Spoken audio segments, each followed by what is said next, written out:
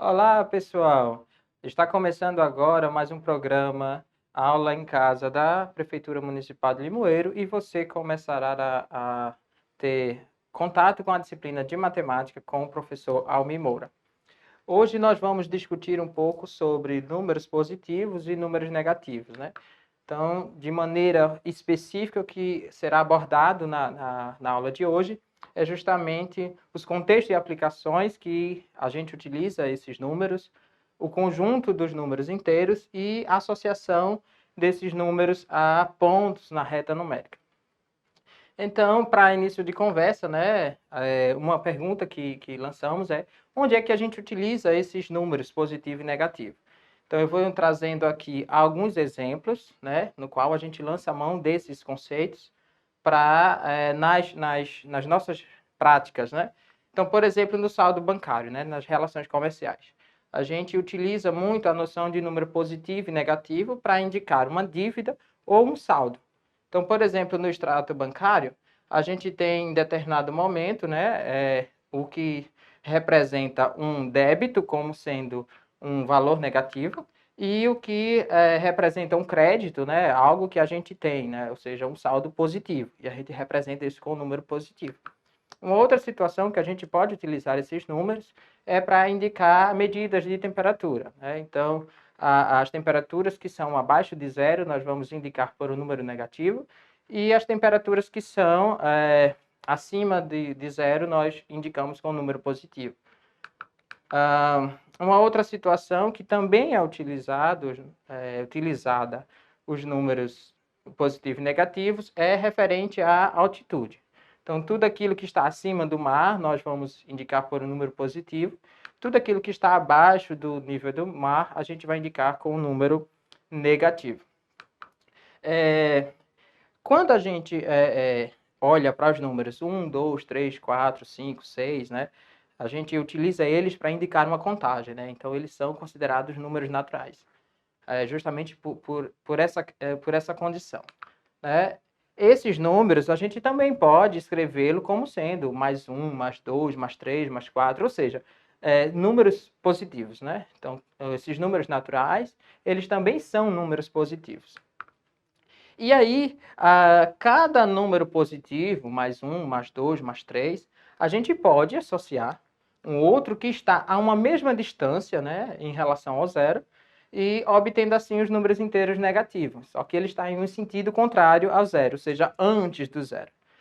E aí a gente, reunindo o conjunto formado pelos números inteiros positivos, o zero, e os números inteiros negativos, a gente constitui um conjunto ao qual a gente chama de números inteiros, que representamos pela letra Z. Nesse caso aqui, nós temos os números que antecedem o zero, como sendo números negativos, e os números que estão após o zero de números positivos, e o zero como um elemento central. Então, o zero não é positivo nem negativo. Mas um detalhe que a gente percebe aqui é que eu juntando zero e os números positivos, nós vamos constituir o que chamamos de conjunto dos números naturais. Então, podemos dizer que o conjunto dos números naturais é um subconjunto, ou seja, ele faz parte do conjunto dos números inteiros.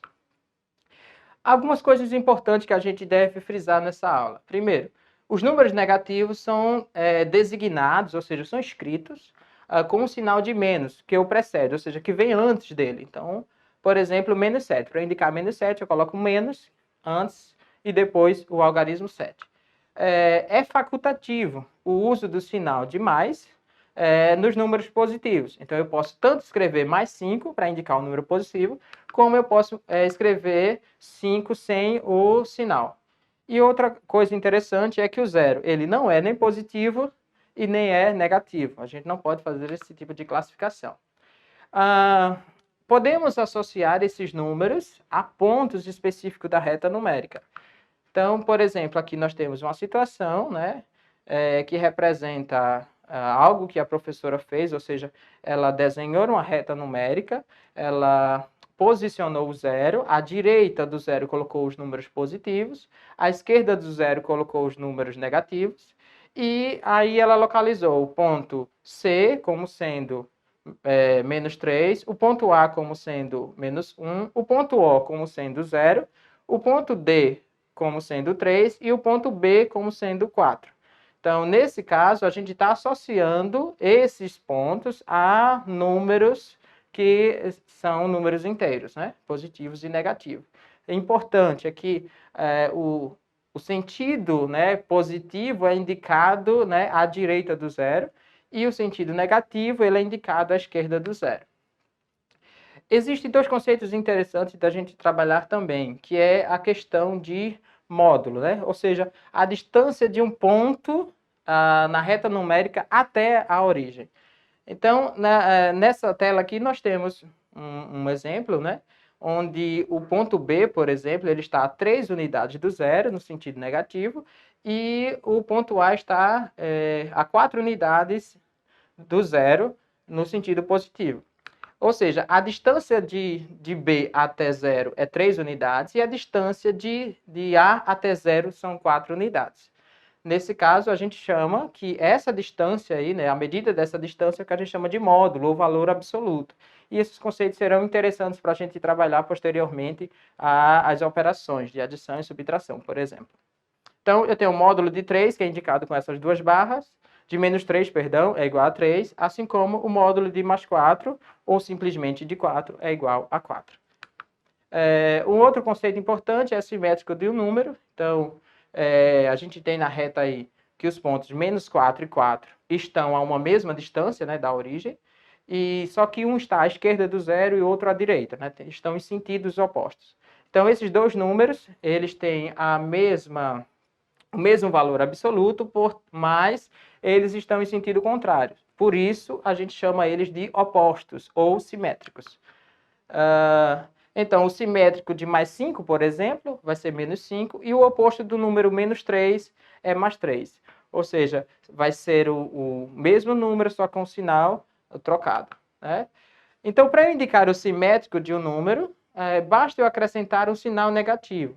Nesse caso aqui, eu tenho menos mais 3, que vai ser igual a menos 3, e eu tenho aqui menos 7, que é mais 7. Veja, o sinal negativo que estamos utilizando antes do número implica dizer, é o mesmo que fazer a leitura de o oposto, a partir de agora, eu estou considerando o oposto do número que está entre parênteses, ou seja, que está depois.